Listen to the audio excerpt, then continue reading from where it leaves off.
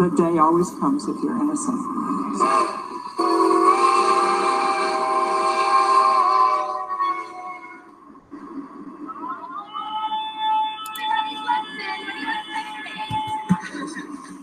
Get on the train before it leaves the station. Wisconsin versus Avery, a complete fabrication. Get on the train before it leaves town. The truth train is coming, gonna run them down, run them down.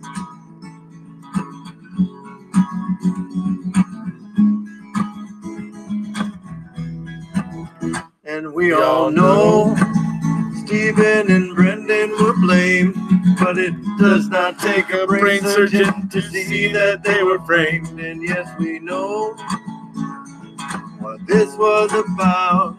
The civil suit, the settlement, they did not want to pay out, want to pay out.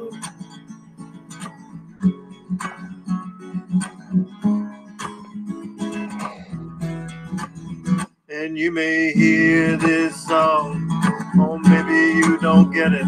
I suggest you look up TikTok, Manitowoc on Reddit. There you will find trial transcripts, evidence files, and reports. And you will start to fathom the corruption within the courts. And as you shake your head because everything seems demented, you will find yourself in company of 3 unbanked judges at this sentence. But don't you worry, you're not going insane. You just happen to sit down on Zellner's Truth Train. Get on the train or it leaves the station. Final destination, inevitable exoneration. Get on the train before it leaves town. The truth train is coming, gonna run them down, run them down.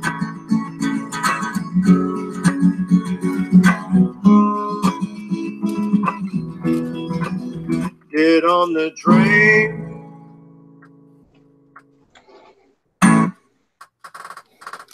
Get on the train. How you doing, everybody? How's it going? Get my camera turned on there. Hello, hello. How you guys doing? So let's see what we got here.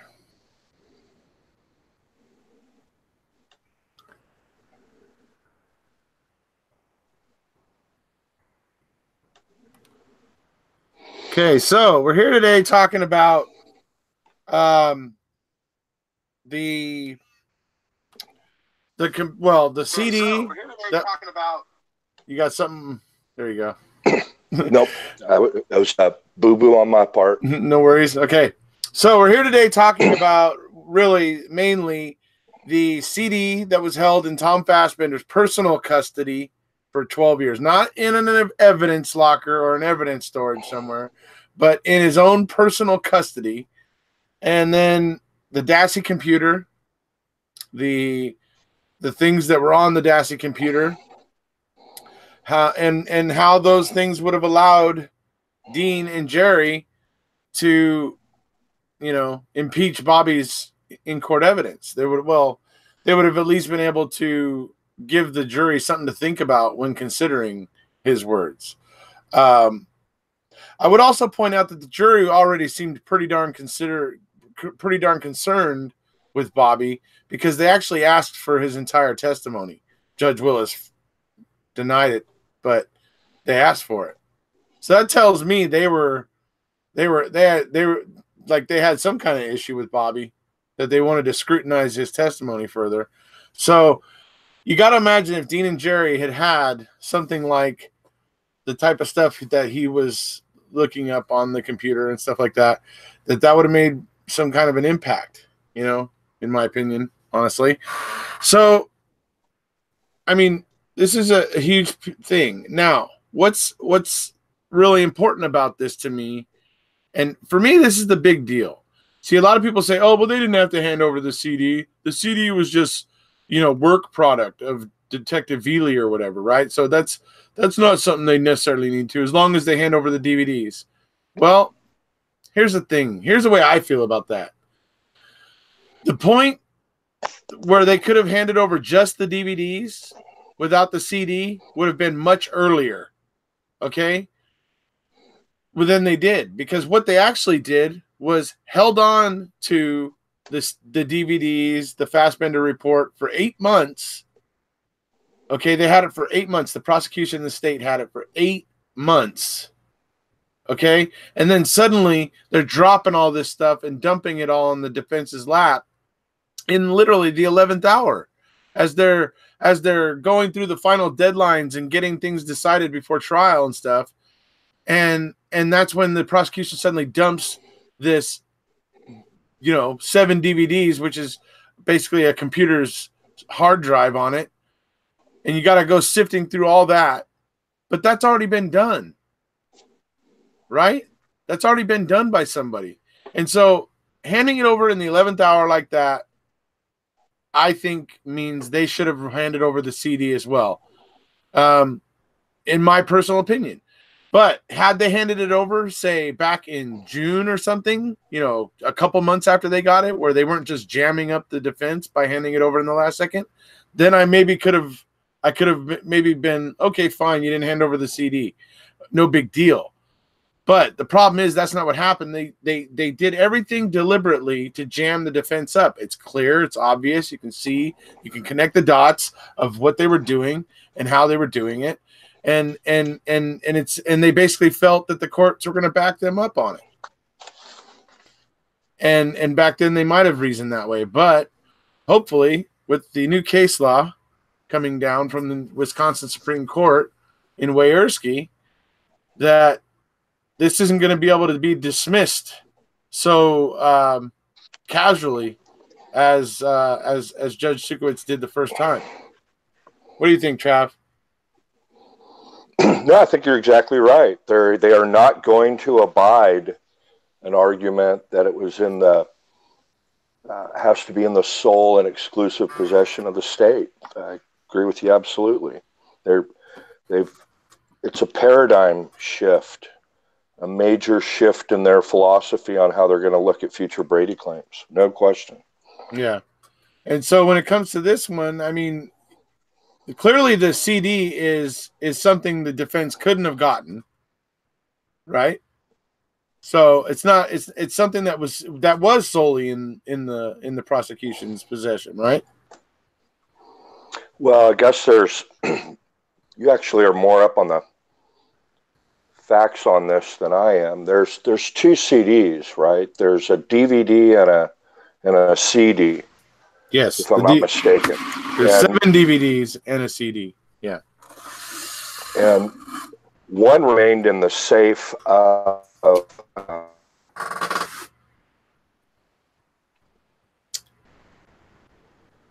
You're breaking up. Remained in the safe of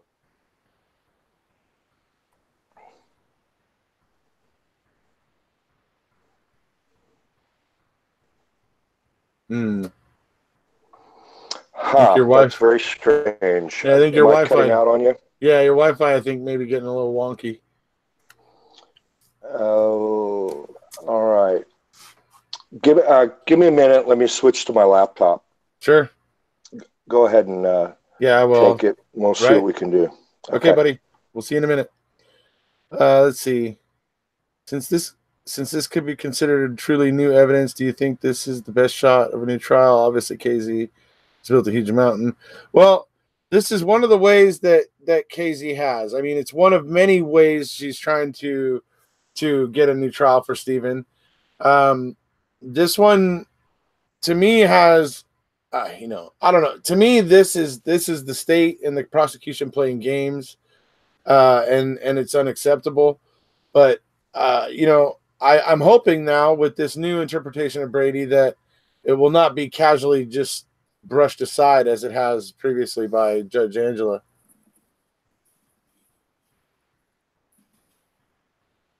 I'm back, hopefully. Hello. Can you hear me? Yeah, I can hear you. Sorry about that, folks. Hopefully this will be better. Oh, yes, and DCG Steve brings up a very good point as well.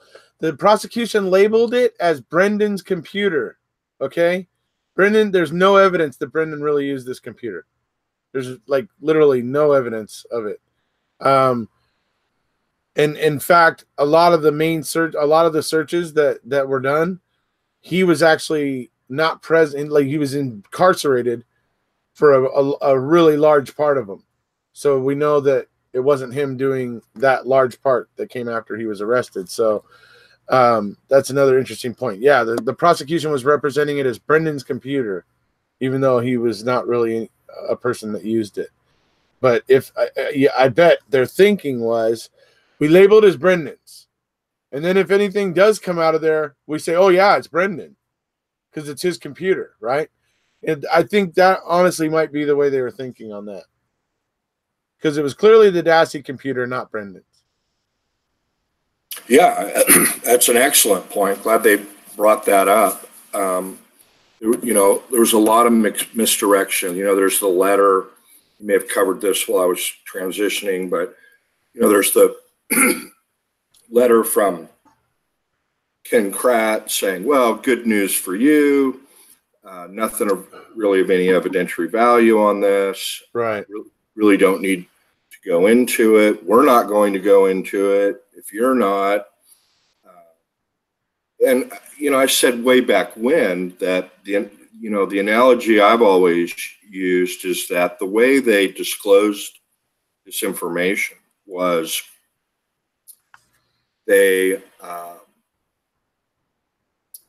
it's like getting a semi-trailer full of boxes with documents, and one of those boxes has key relevant information that could assist with the cross-examination of a witness. Or there's maybe 6 different parcels in about maybe 6 different boxes, right? However you want to analogize it. But, in this case we went over yesterday, the Wierski case, they cite to a couple of other cases, and one is a case where the state withheld some evidence that could have assisted with the cross-examination of a witness, Mr. Church, that he had pending criminal cases against him. And Church was the jailhouse snitch that testified against Police Chief Wierski. And now they held that, no, look, the fact that you could have gone out and gotten that's not going to fly anymore. The fact that the defense attorney could have gone out and got that, or that if they used due diligence, they would have discovered it. That's not going to fly in Wisconsin any longer. Right. Which means them trying to say that Dean and Jerry didn't check it out in that little month, when there was a CD that would have made it very plain, right? That's right. Hopefully that's what we're hoping, the way that the court's going to look at this and go, yeah, okay, yeah, dude, this was clearly, the state was clearly playing games here, and the prosecution was. And as we explained yesterday, it's that new case, which is now the law of the land in Wisconsin, that is going to apply to every pending case, which Stephen's case appeal is obviously pending. Right. It's going to apply to every pending case and then every new case going forward. Right. So this decision, the Wierski case, applies to Stephen's case. Right. So whereas Judge Angela was able to dismiss this casually before, because she basically said in her decision that, oh, well, they had the DVDs on December 13th, I think it was, which is not even, Brady ended up, Denny ended up being finalized on January 10th. So it was literally less than a month before. At one of the most crucial times, it's one of the most crucial times, the final whatever month or month and a half or so leading up to trial, right? Because there's a lot of various different, things like Denny or, various other like things that have to be settled, right, and dealt with, and decide what experts can come in and what experts can't, and blah blah blah blah blah blah blah blah blah, right? All that stuff happens at that time, right? It's an insanely crazy time. Yeah. Getting ready for what ended up being a 6-week trial. You cannot even try and explain just how insane that time is. No matter how much time you put into the case, up to that point, and you were able to capture, some of the things. It's constantly fluid. Everything is changing, and to have a wrench thrown in. Hey, oh, by the way, here's thousands and thousands of data entries, right? Because it's searches, dates and times of searches. Right. So it may not be thousands and thousands of documents, but it's like phone records. Can you imagine getting dumped with just a year's worth of text messages, 30 days before trial? That gives you no time to do anything. Especially if it was me. Jesus. Yeah, right. So, I mean, I have a case going right now. I can't really say much about it, but there were 300 screenshots of text messages back and forth between a couple of people. And I swear it, to really go through it, I've spent 16 hours so far. I mean, a legitimate 16 hours, and I'm not even done. And then to do it right, I'm going to have staff people put it in a spreadsheet in the way I want in order to present it to the fact finder in the case in a way that's easily accessible. But so, I mean, conservatively, 300 screenshots of text messages. So maybe 6 or 7 texts per screenshot. So we're talking, 2,100 text messages back and forth. And it's to put it into a form that, that's presentable and good, 50 hours worth of work. That, that's 1 week for, over a week for one lawyer. Right. And in MAM1, you saw, they moved and got an apartment in that town a month before trial, and they're getting set up. They're away from their regular offices. It's just a total madhouse. Yeah. And you got to imagine they were trying to travel back home during Christmas for their families, to be with their families, at least maybe on Christmas Day and stuff, and then having to travel back. So they must have been moving quite a bit, and, that sort of stuff, I would imagine. I would imagine it would have been very crazy, hectic thing for them. Absolutely. No question. And Dean's talked about what a disruption it was in their lives, no question. And Rubber Ducky. Hey, Rubber Ducky mentioned,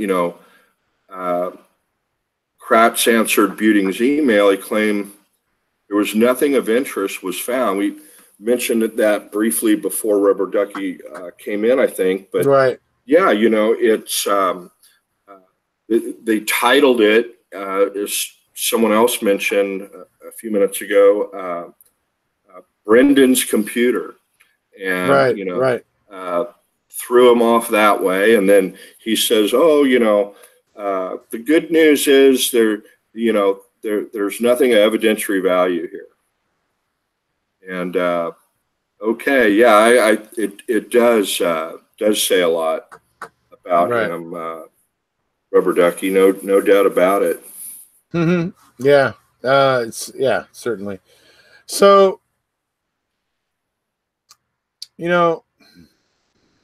there's also the fact that there's this, they handed over this Fassbender report, and it really, it does start kind of mention some of this stuff, I guess, on the CD or whatever.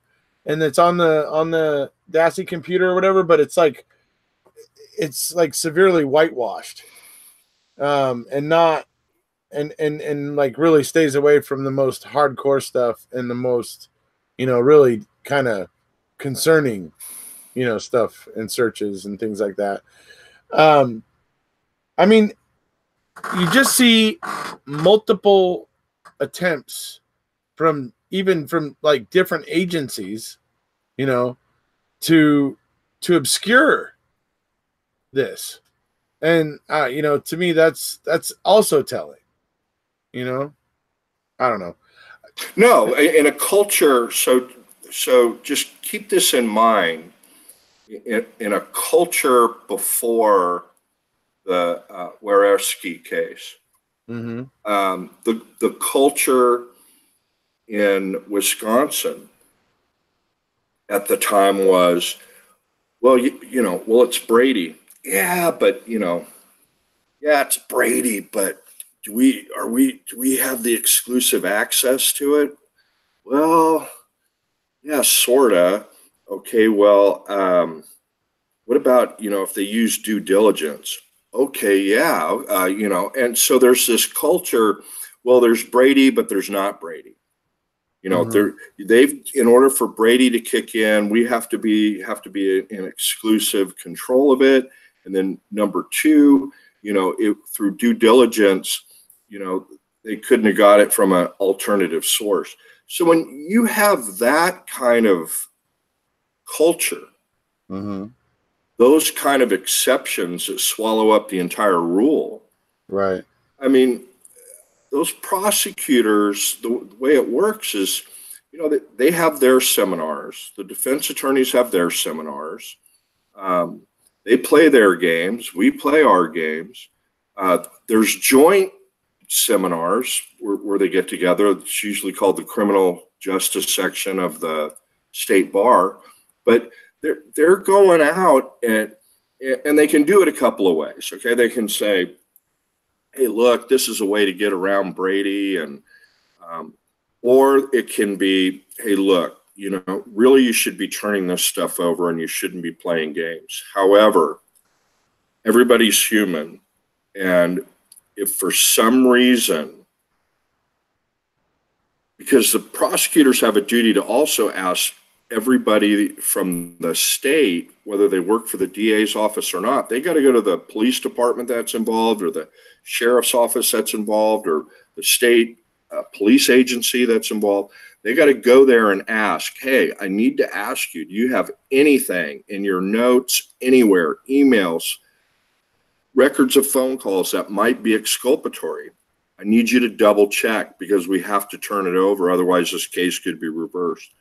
And so somebody makes a mistake, or you have a bad cop, whatever. Mm-hmm. And they have seminars. Look, don't forget the Nelson case. If you do have a screw up, you can always go in and argue, was there exclusive possession and control?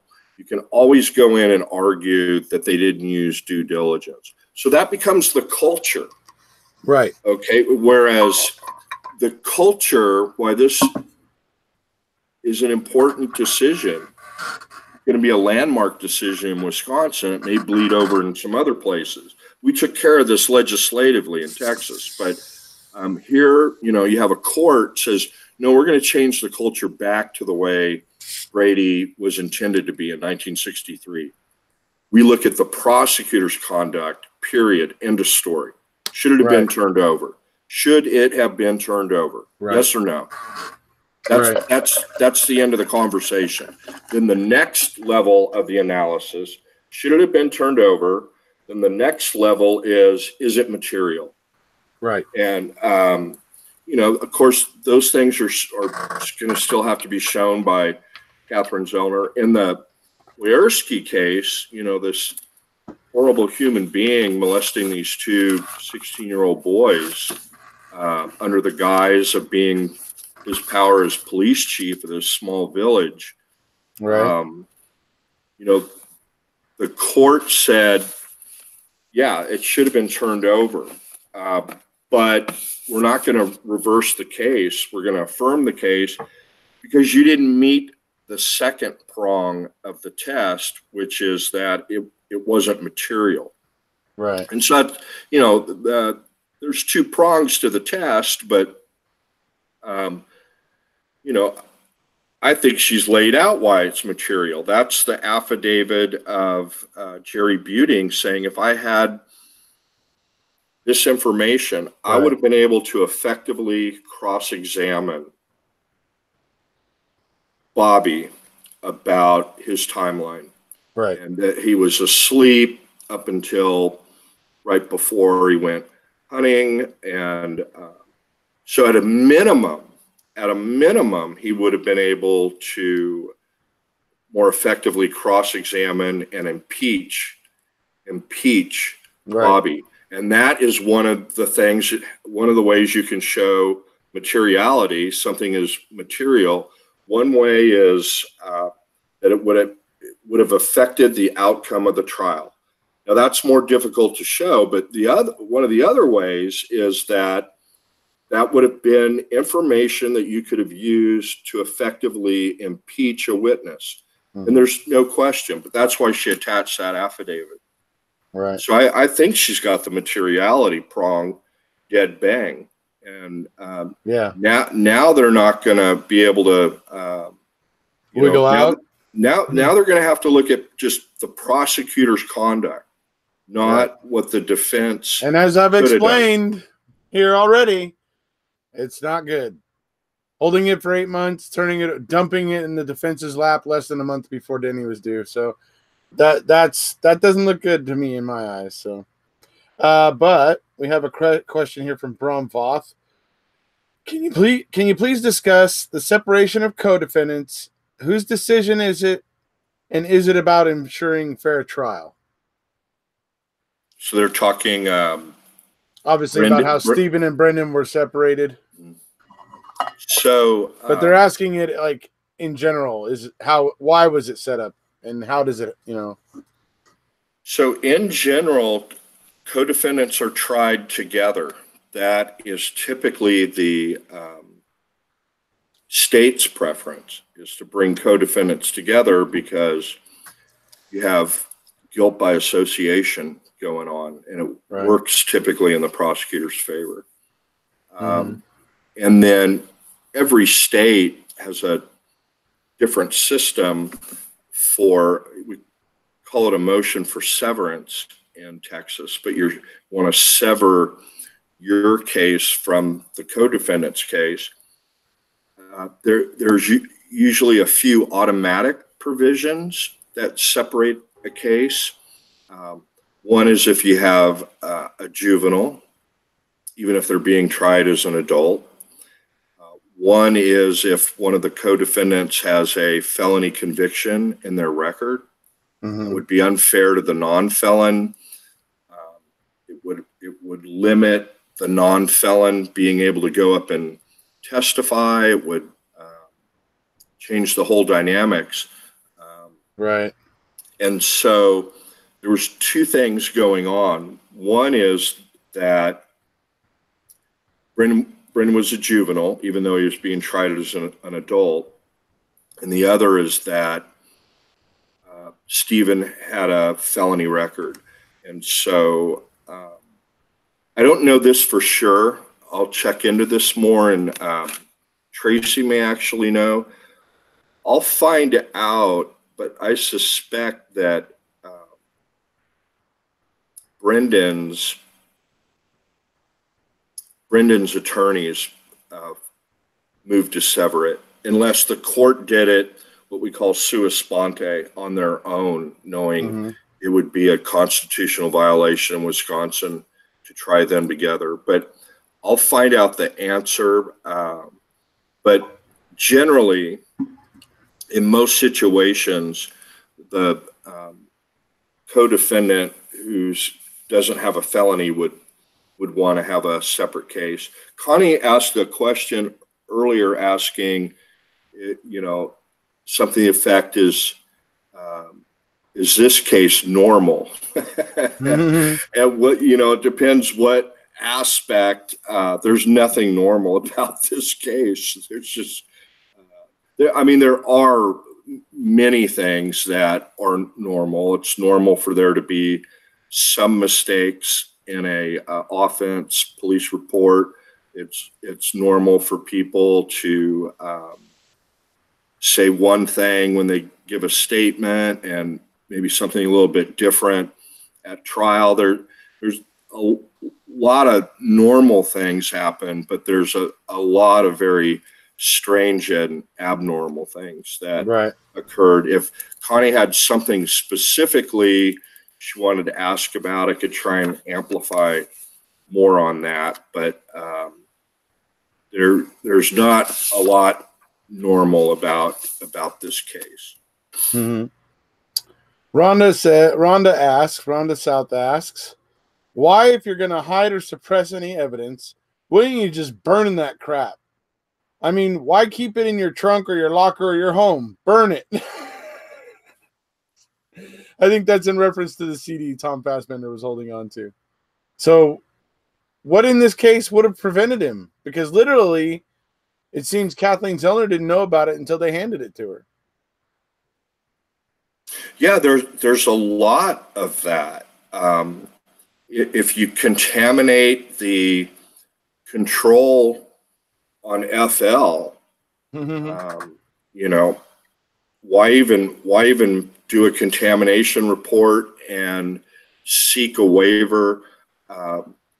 They document many errors that they made, which the state's going to argue, look, none of this was intentional or sinister. They're simple mistakes, and they got documented that way. And then other people are going to argue that, well, no, they got documented to some extent, but not the full extent. Mm-hmm. Now, there's a couple of things that just are not documented at all. One is the calling in of the license plate. That was going to slip through, but Strang and Buting caught that. They demanded those communication files, and they took the time to listen through them, and they caught it. And now it appears that they didn't get a date time-stamped set of recordings, but now there exists a set of date and time-stamped recordings, and so they were limited on their cross-examination a little bit about feeling around for the time. They were able to isolate it down to one day or the other, and it was clearly before the RAV4 was located on the Avery salvage yard, but whether it was 2 days before or 3 days before, there's no documentation of an abandoned vehicle. When that person reported it to Colburn at the gas station, they discovered Kevin Ramlow. Yep. Yeah. No documentation of some other things that look like cover up, but then some things, the way that the magic key was found is documented pretty darn thoroughly. I mean, if you're gonna plant a key there, I mean, that key is just so weird. I mean, very few people that look at that for the first time don't think that there's something going on there. Right, exactly, yeah. And, other stuff may meld together for them to convince them, things were okay, but you isolate that, but it's documented how strange it is, Right. which is really pretty weird, you Yeah. know. But and so and measurements are way off on FL and FK, and but they go in and document a lot of strange stuff. Yeah, and even the number. the wrecking crew found out that even the actual points, the actual like GPS coordinates of where they found things differ from the ledgers to queso.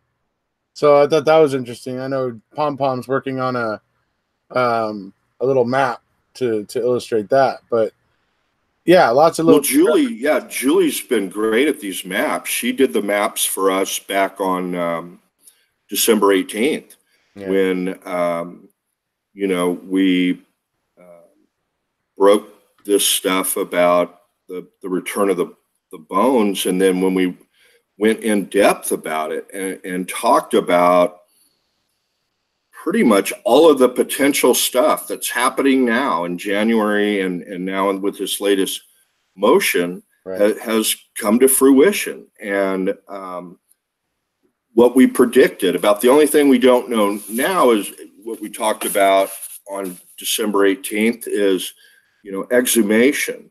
But, that's going to be down the road. But Julie, I got some coordinates, and I didn't have any way to, I was trying to put them into Google Maps. Oh, right. Yeah. It just was not working for me. And then I'm trying to get this thing prepared with the rest of the wrecking crew for you to present right after work. Right. And man, she put together these maps that just, plus she was able to figure out the exact distance down to the meter that that you had the one pile with the pelvic bones, then you had two other piles that were together, and it was 400 and some odd meters. And she had that laid out, and, why are they 400 meters apart? And, we still don't have an answer to that. And Kathleen Zellner was asked about that in her Q&A, and she says she can't. Well, to paraphrase her, she said, I don't know. Right. We're still trying to figure that out.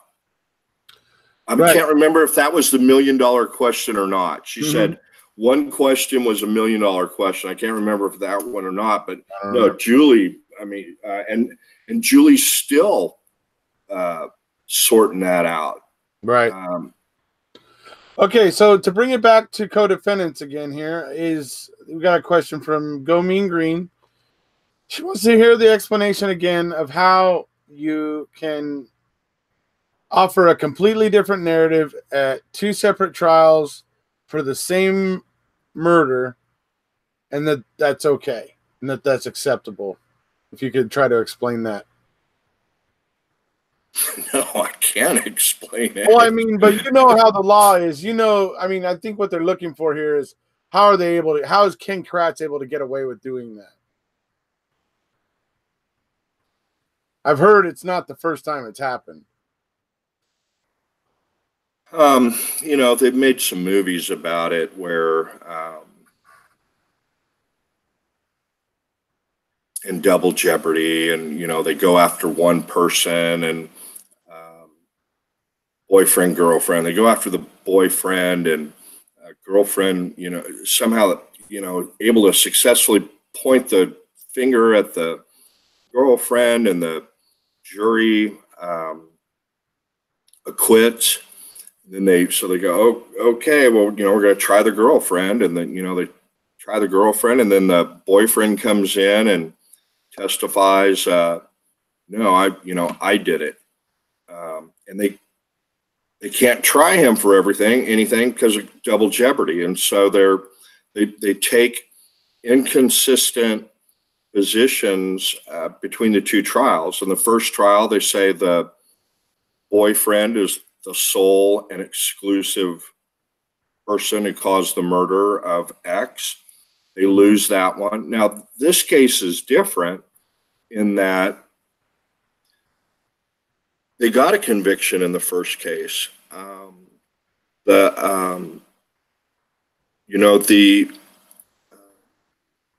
You've got two different judges, so that allows more leeway.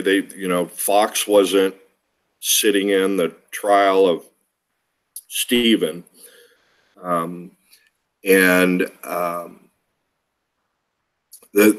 way you have to object to it is if it's the basis would be surprise, and that doesn't prevent the prosecutor from going with a completely new theory, but it would get you a continuance to address it. Mm-hmm. But what it does do is it opens you up for, depending on the narrative, and what the difference is, that it's a legally inconsistent verdict, and it's so much so that it undermines the confidence of the verdict. But you're not locked in chains with one theory. You may discover other things.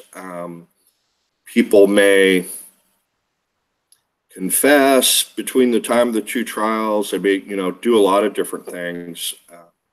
But there's pretty drastic differences and variances. Right. And there's a lot to be said about that. And we're going to be getting to it in our series on the motion for post-conviction relief, the affidavit of the legal expert from Pace University. In his opinion, and he's an expert in legal ethics and legal and prosecutorial misconduct. In his opinion, it is clear prosecutorial misconduct for that amount of variance to have occurred, and that prosecutorial misconduct resulted in a violation of the 14th Amendment, the Due Process Clause. But we'll be getting into that more, so be sure and check out that video, and we'll go into that in further detail. Imagine that's where Gershman's going to come into play too, if she ever gets into court to be able to argue. Yes. So, all right. So, and I don't know. That's I think the main issues here when it comes to this evidence is, obviously the prosecution withheld it for a very long time, dumped it in the defense's lap very, very soon before trial at a very hectic time, and didn't hand over the CD, which would have made it very clear to Dean and Jerry what was there and that it probably was of value. They were very much trying to obscure that in many different ways by representing it as Brendan's computer. That way, if Dean and Jerry did end up finding it, I guarantee you that's why they labeled it that way. So that in case Jerry and Dean did end up finding that stuff, they could say, oh, that's Brendan's computer, because that's the way they labeled it, right? So then it would become about proving whose computer it was, and I'm sure that they, you see the way that they argue everything now. I'm sure they would have argued that. So anyways, so labeling it Brendan's computer, another kind of dirty pool, misrepresentation, Fassbender's whitewashed report, Fassbender holding onto the CD for 12 years. And then look at now what's going on with the evidence and what they've been hiding and afraid to tell Stephen's lawyers about the bones and the biological evidence they gave back because it violates a statute written by Norm Gahn that is going to come back, it looks like, and bite them in the ass. I cannot tell you how delighted I am with that irony. How about you, Trav? And, you know, it's like deja vu all over again, like Yogi Berra used to say. You know, remember that thing they had in the magic safe about, you know, with Stephen's first case, and Colburn gets the phone call. Hey, you know, I'm from so and so sheriff's office, and we got a guy in jail here who's confessing to a sexual assault, and he says you guys got somebody locked up in prison that you convicted for the same sexual assault, and you know, this would and okay, and then you know, makes a memo, and then they lock it up in the secret safe. Big thing about safes up there. If there's no pending questions, I wanted to at some point talk a couple of minutes about the Rolling Stone article that Amelia McDonald Perry did, that's been linked in Discord and been shared. But whenever we're ready for that, I can. Yeah, go ahead. Well, there is one question that, well, it's basically asking, why didn't the state look into what was on that computer? Why, you know, if there was potential, well, actually, have they determined if it was child porn or if it was searches? I think that makes a difference, right? Yeah. You know, no one's established that that's child porn. Okay. Now, so when you search on Google, and I'm not going to do it, you know, what do you want to do it? Knock yourselves out. But there's Google standard feature when you do a search, like naked 13-year-old girl. The photos that populate are PG rated at worst. They have these features that, you know, I'm not a computer guy, but there's a way to disable that could potentially, where you would be able to see an illegal photo. Right. There's no way to. A lot of this stuff was deleted and then was recreated, from what I understand. And so they know he did the searches, but there's no way to tell what images he got. There's some thumbnails of some images, but those appear to be the ones with the Google safety net in place. And then the violent images were not fully deleted, and they have many of those super violent photos, like women and some of the other stuff. And so people are assuming, because that there was a search, that there was a viewing or a download. But from the folks that I've talked to that have expertise in this, they said, you know, with Google, there's things that kick in place so you don't inadvertently get an illegal image. And so it hasn't, that I've seen, been established that for sure he downloaded or viewed it, you know, a clearly illegal child pornography image.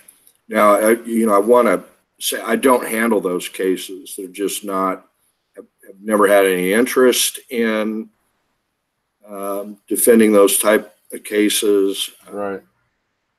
Everybody's entitled to, you know, the best possible lawyer, and regardless of the charge or the accusation, but you know, it's just not for me. So I'm not totally versed in it, but I know the basics, and there's a lot of dots that need to be connected in order that I have not seen. Right. You know, that he's, you know, looks fairly certain that he's guilty of. I don't even see enough for probable cause to get an arrest warrant for him. You know, there's got to be more. You got to have an illegal image, and just not seeing that. Zellner doesn't. I've never seen Zellner classify it as child pornography. And again, we're going to be going through this in the motion for post-conviction relief. The experts that analyze Bobby's behavior never call it child pornography. They're talking about the violent photos and the violence towards women and his text chats with a female. But, you know, I've never heard any of the experts call what they saw child pornography. Zellner's expert, who recovered a lot of data, who recovered a lot of those searches, he doesn't characterize any of the images that still remain as child pornography. Yeah. And okay, so yeah, I will mention something somebody pointed out that Julie points out here before I let you go and talk about the Rolling Stone article, and that is that everybody, the prosecution said it was Brendan's computer, all that stuff.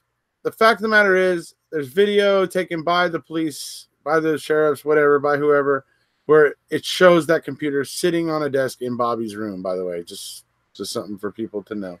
Anyway, so Deanne Reinhardt mentioned, she said, well, that those photos are under seal. And yeah, I agree with that. But the folks, Kathleen submitted them under seal. That's why they're sealed. Her expert was able to look at them. She's been able to look at them. And neither one of them characterized them as child pornography. I don't know whether the FBI agent has looked at photos, because he's part of his opinion. He's characterized this fascination with, you know, violent death photos. You know, you know, so I know he's seen the photos to come up with an opinion on that, but yeah, they are under seal, but they're under seal because Kathleen submitted them under seal, but her experts have seen them, and they haven't characterized it that way. Now, that may very well be because of some informal agreement she has with Barb, that, you know, she was able to get that computer from Barb ultimately by agreement, and with Barb's cooperation. And so she may have said, look, you know, yeah, if my people go through it, I promise you, if there's anything illegal on there, you know, I can't destroy it as an officer of the court, neither can my expert, but I promise you I won't point it out. That could very well may be. However, I haven't seen anything other than searches for this, and that doesn't automatically get you to child pornography, viewing it. Do you have anything to add on that, Eric Jose? No, but we have another question. Okay. Let's see. He told me two different narratives.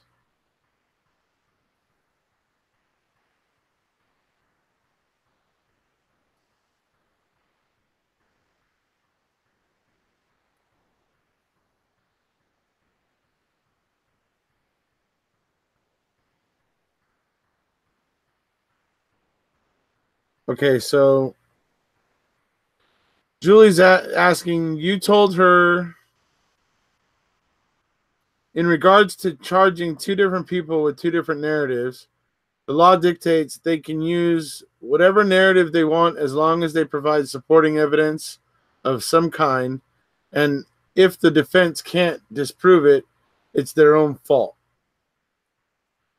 I remember. I think we were talking about a more limited context at the time. But so let's, in this context, people are more familiar about. So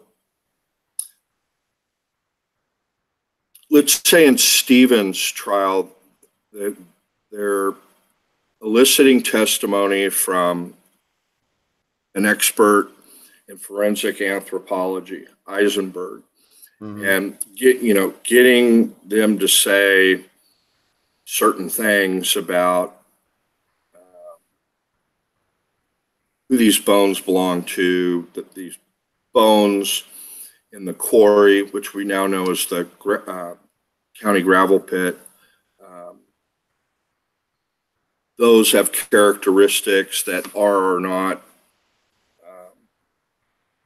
Teresa, and they have that testimony. They can go with a different narrative, but they're limited. They can't go into Brendan's trial, say, hey, let's not call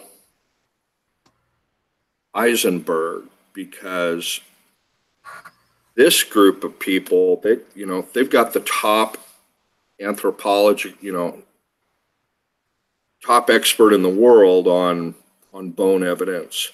So let's not even go with that, and we'll kind of suggest this narrative that doesn't even bring that into play, which they could do because they had the confession in Brendan's case. So they would be allowed to do that, but they could not come in with a completely different expert with a completely different opinion and offer that at a subsequent trial. Okay. And so, on little things, you go where the evidence goes in that case, and if it takes a different turn, and that can be because of the way the defense shifts it. And so the prosecution is allowed to adjust and make different arguments. But, if they become so widely divergent between the first and the second trial, and there's expert testimony here on this issue, they can't bring in new experts, right? Saying they can leave them out. They can leave them out, but they can't bring in a new one. Right.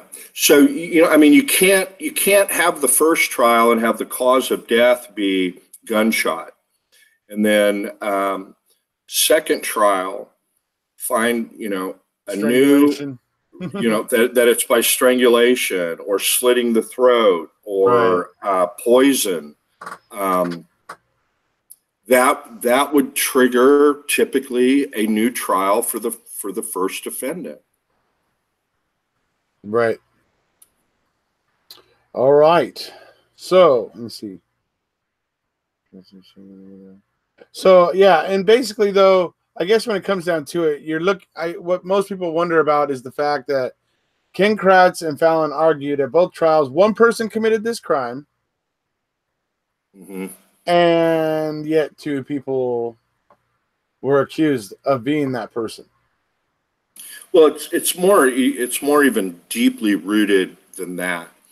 They had this narrative at the press conference, the infamous press conference, which was clearly a breach of prosecutorial ethical standards in pretty much every state I've practiced in. It would be California, Texas, Nevada, Utah, Idaho, that would be a major ethical breach. And, but not in Wisconsin, apparently. And, but they had the narrative there. Well, then they knew they had a really big problem in Stevens' trial because they couldn't prove that initial narrative, many aspects of it, because they couldn't get Brendan to flip. And so they changed the narrative there. And then they went back to the original narrative with Brendan's case because they had the confession, regardless of, the number of times it changed or evolved. And so they went back to that narrative. That in and of itself, probably not enough to get a reversal. And that may have been what Julie and I were talking about. Right.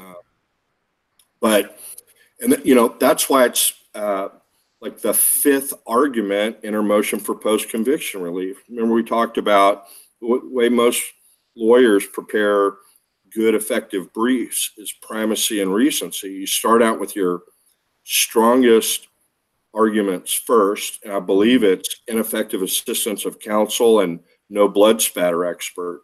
And then she goes through the rest of IAC, and then she goes into new evidence that's been obtained, Brady, then new evidence, and then can't remember what she finishes up with, but you typically want to start out with your strongest possible argument and end also with a strong argument, which when we were getting ready for certain aspects of it, I confirmed that's what she did, at least in my opinion. She started out strong and she closed strong.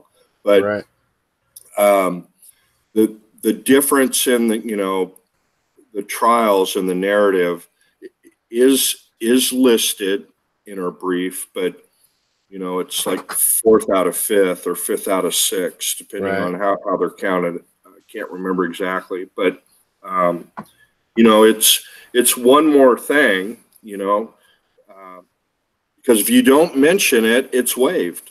Right. And then you're procedurally barred. Right. So I need a haircut. Connie Musgrave, to respond to your question about Brendan, Brendan will always be a huge feature here on this channel. Always. So we will never be abandoning Brendan here. Just so you know, because I saw your question here. So just so you know. He won't be if I'm continued to asked to be a guest. He's never out of my thoughts or mind. Everything that comes up that's encouraging, I pass along to Eric Jose, and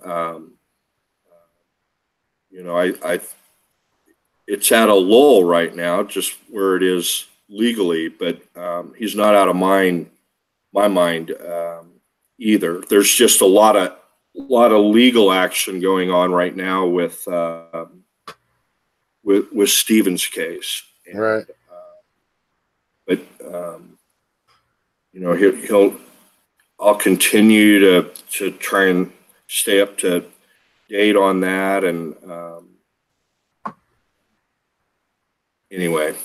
Right. So the Rolling Stone article, which one was that? All right. So this is the one that came out February 15th, day after Valentine's Day. It's by Amelia McDonnell Perry, who she's on Twitter. She writes for several magazines. Kathleen follows her. Jerry follows her. I highly recommend you follow her.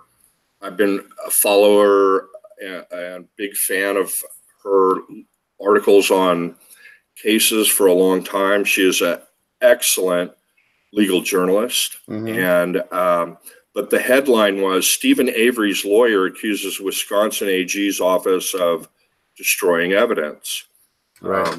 There was some discussion about, which media outlets were covering this and which ones weren't, and, what people maybe want to consider about what news to follow in Wisconsin or not follow based on that.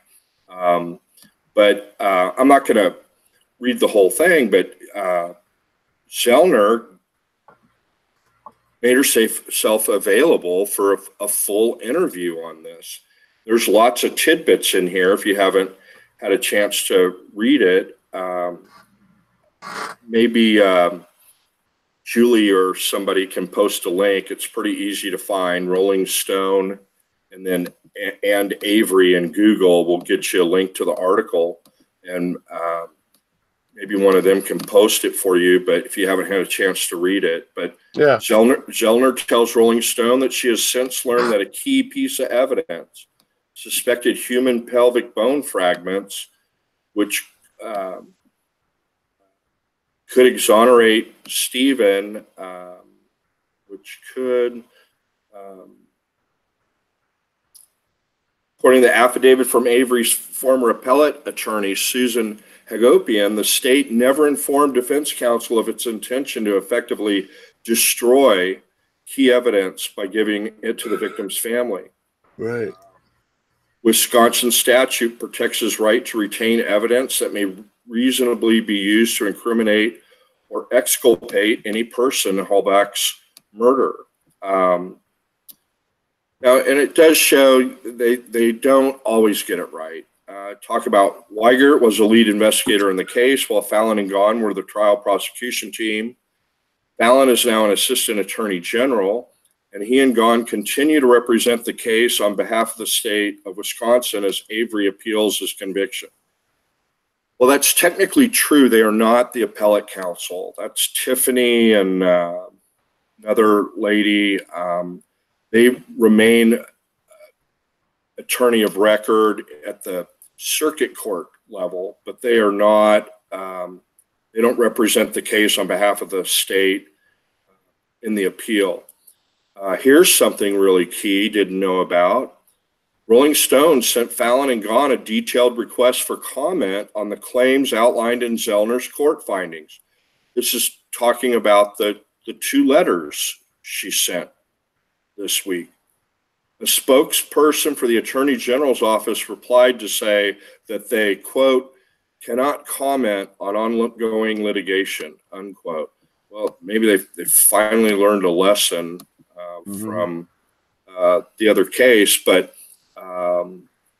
they go in and talk about, but they're, in September 2017, Assistant Attorney General Fallon agreed to allow a microscopic examination of the pelvic bone fragments to determine whether they're human.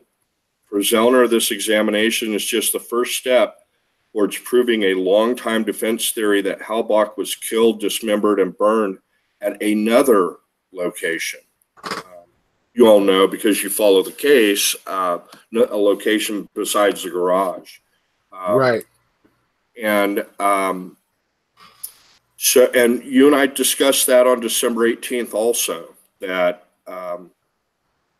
Zellner had been told by Fallon that she could test those bones microscopically. Right. I just, that's really all I wanted to say about it, is that if you haven't checked the article and you are, the research type, there's a few people in the chat saying, yeah, they read it. It's a good read. They advise other people to read it. So good. Yeah, that's all the point I wanted to make. There's tidbits in there that I didn't have a chance to read that article in depth until tonight when you said this was going to be the topic, and I said I better give that a read. I didn't realize that Zellner made herself available and gave an interview. We don't get that a lot. And the other interesting thing, Travis, is none of the other news agencies in Wisconsin covered Mark Williams doing that.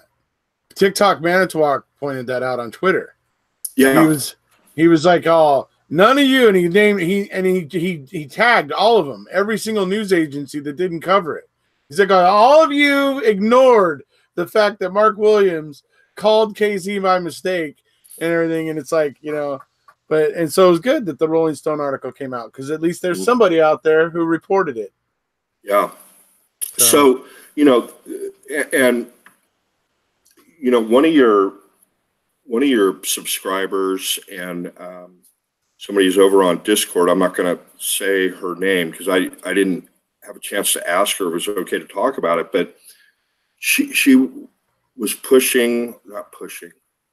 she was encouraging everybody to join in the tweet challenge that happened at 5 p.m. Central time, and many of your subscribers were affirming that they were very involved with that, and confirming that. I fired off several, over a dozen, Discord, I believe. So many so that some of them got timed out by Twitter, be included. I didn't know there was a limit. If you tweet too many times too quickly, it says, hey, you got to slow down. But in any event, she's been selected by an official committee that's going to gear up. I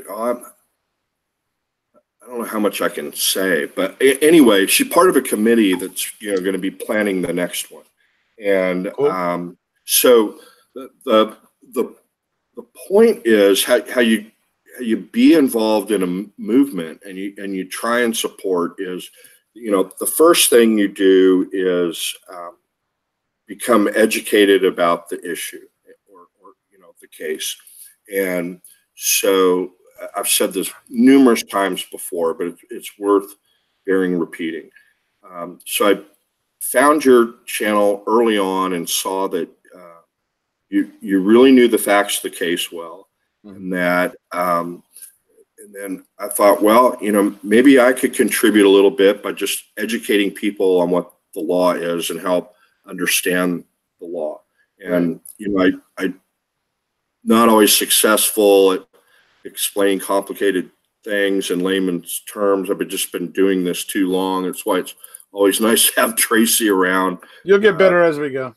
She's got a good way of putting these things in layman terms, but that's what I see my role as. But when we start to reach a lull, one of the things I'm going to do in Discord, or hope to do, is do an audio chat in there, 10 or 15 minutes, one day a week, about other horrendous cases in Wisconsin, so that way people can see that your researchers can look for patterns that they pick out in those cases and identify patterns that may be occurring in these cases, Brendan's and Stevens, whether it be with the lab or it be with the manner in which things get tracked down, whether we keep seeing the same investigator pop up. But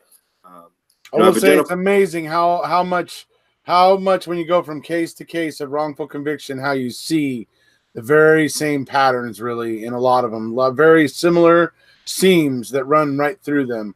And stuff. It's very interesting. But yeah, it'd be great to see the Wrecking Crew get the eye for that, and we can possibly move forward and maybe help other wrongfully convicted. Somebody on Twitter was suggesting that the other day, that people should get together and do that. I'm like, oh, dude, the Wrecking Crew was already talking about doing that. Right on.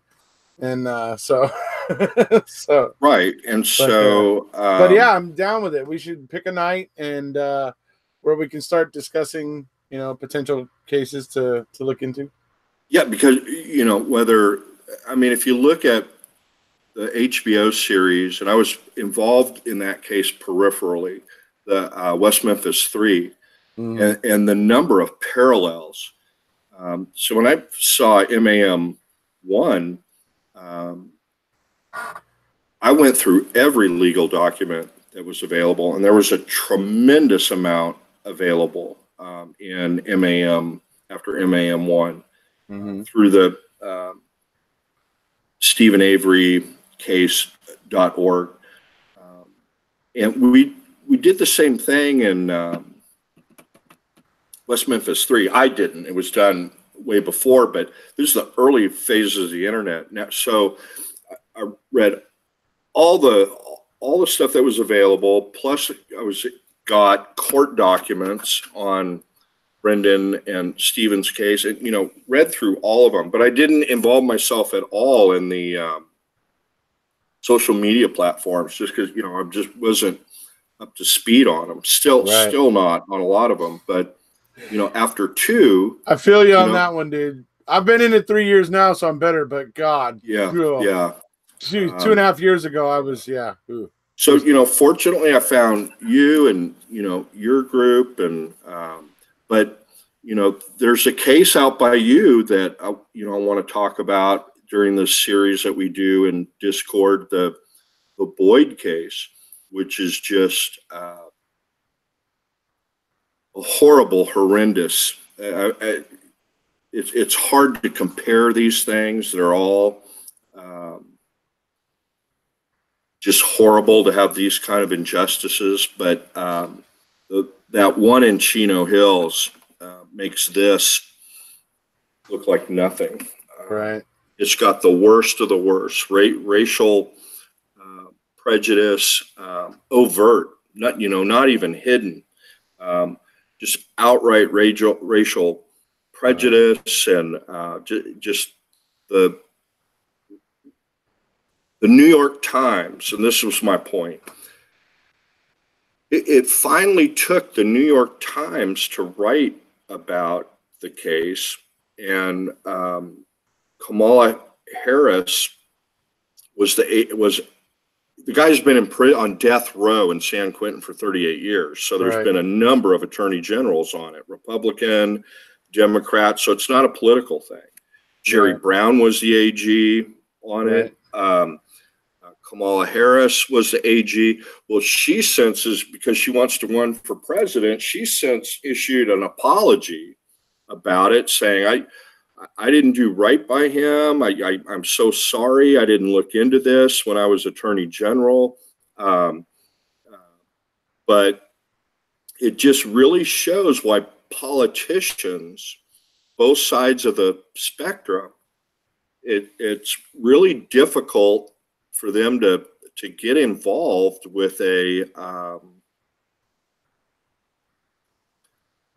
horrendous case that from the victim's family's point of view, that no matter what the hints, or maybe there's a couple of pieces of evidence showing we got the wrong guy, but it's just so politically charged that they're afraid to do anything.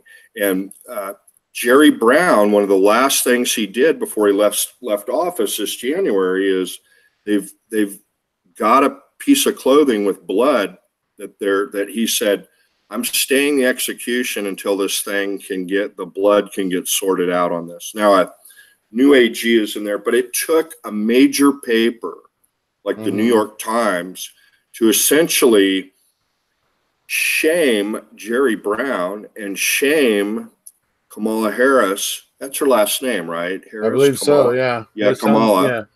Now senator from California and a likely presidential candidate. And so these are the types of things. The timing is stuff like this, where criminal justice reform can be a campaign issue. Juvenile justice reform can be a presidential campaign issue. And so it's really nice that you've got subscribers that can research things, can get involved in things associated with the rally that's coming up in June, that you've got people that are proficient in Twitter that can be involved and keep your folks up to date here and on Discord about upcoming Twitter events. And so, you know, that's the point I wanted to make on right. that. So, Wrecking Crew, let's go ahead and start digging into Travis's case this week. See what we can start turning up and digging up about it, and we'll prepare, you know, some content for a video, and we'll talk a little bit about it in about a week's time. Let's go ahead and do that. Just, you know, in addition to what we're already looking into, of course, but for those that are interested, please, you know, let's check this out because it sounds interesting. So, I think we've pretty much covered everything here tonight. Really, we covered the main issue we wanted to cover, which was the CD, the computer, Dassey computer, and new Brady development in terms of the Wisconsin Supreme Court changing the way Brady will be interpreted in Wisconsin moving forward indefinitely. So, how that would pertain to Stevens,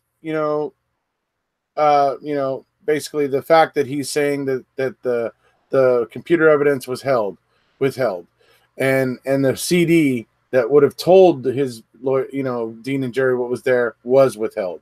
And so it's going to get interesting, obviously, but we wanted to go ahead and address that tonight. It's all very interesting, obviously. And hopefully we'll be able to look, like Travis is saying, we'll start looking into some other cases. Those of you who know, here on my channel, I've been, I have some other cases I'm into. Obviously, Scott Davis being, the next one to Avery and Brendan, to Stephen and Brendan would be definitely Scott Davis case. That's a case I'm very passionate about. When I learned about the crap in that case, I just was enraged that could happen, that could fly in a courtroom. What the hell happened there? Just disturbed me to my core. So, obviously I'm very passionate about that case. So we'll be hopefully able to look into a couple more of these. Moving forward here should be interesting. I'm excited. So we'll go ahead and cut to Stacy here, and we'll say goodnight. Hey, Paul Capaldi's here. Is he now? Yeah, Mad Scotsman. I call him Donnie. He calls me Walter. Yeah, he does that. He likes to do that to me too. Has he sent you the YouTube clip of John Goodman, the "Shut the F Up Donnie" compilation? Anyway. No. No. Yeah, he hasn't sent you that? Oh, okay. Well, anyways. I'm surprised. He must have sent it to me 100 times back when he first started calling me the dude. So anyway. We had a nice visit on his YouTube channel about the philosophical implications of The Big Lebowski, and that was great. I tuned in. I saw. Oh yeah, that's right. And he's got a Volkswagen Bug reserved for you, Seamus. Yeah. My contribution is I'm gonna do a fundraiser and raise the money to buy you a new, when you graduate, aquascutum trench coat. And, you'll always be in style and have reliable transportation. So. All right. Well, sounds good then. Reliable transportation, a Volkswagen Bug. Okay. All right. You say so. All right, guys. Let's cut to Stacy. And it really, okay, one last thing. It really helps. It really helps, if you have a long telephoto. Okay. Good to see everybody tonight. Sorry it went so late. Hope you got something out of it. Have a great weekend, but nice to see all of you. Thank you for the kind words. I kept seeing y'all post. Thanks. Right on. And here away we go. Just hang on. That's all you have to do, hang on.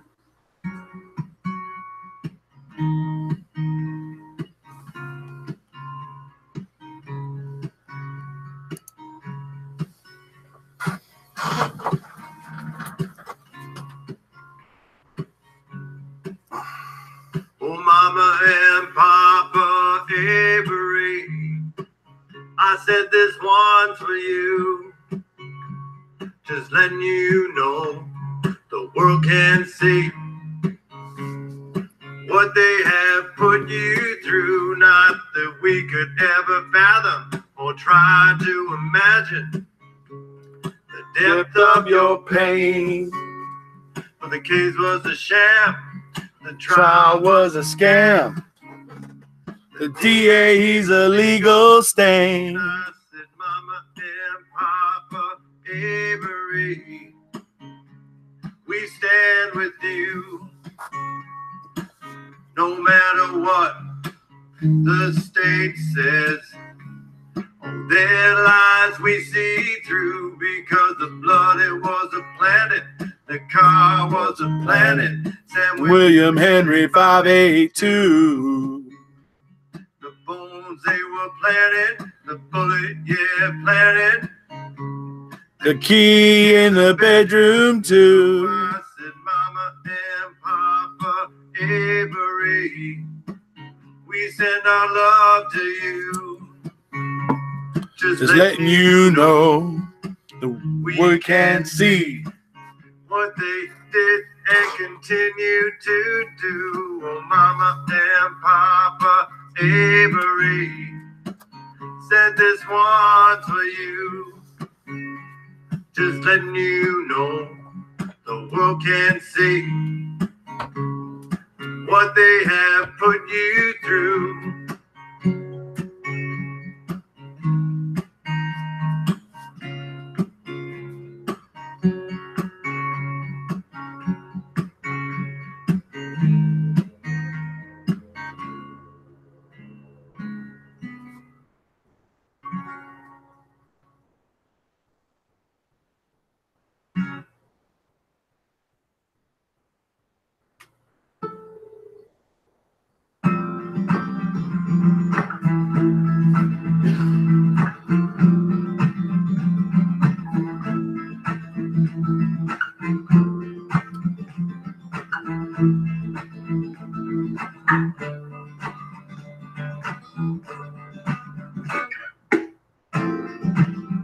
Hell damn it coming in the form of a wave. Gonna expose another crooked DA.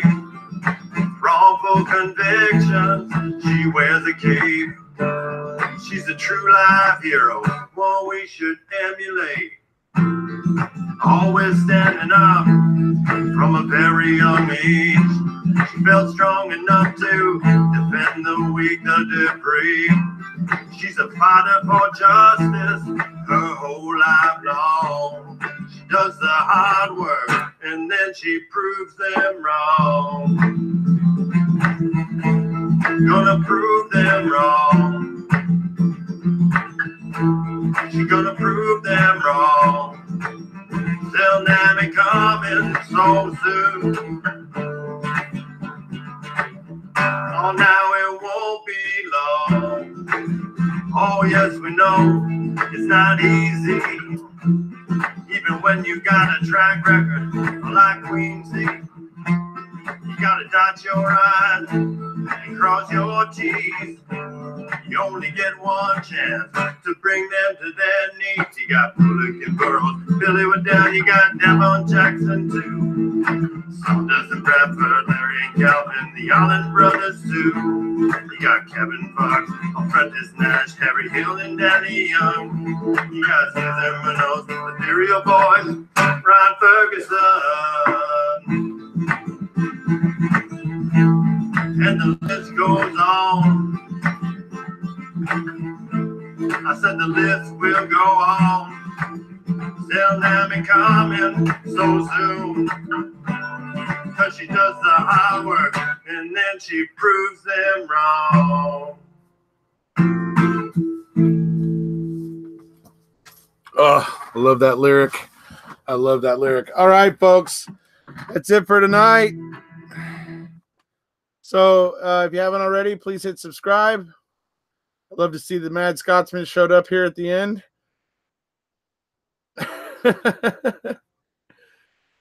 But yeah, so if you haven't already, please hit subscribe. Thank you for being here. Thank you for tuning in, and we'll see you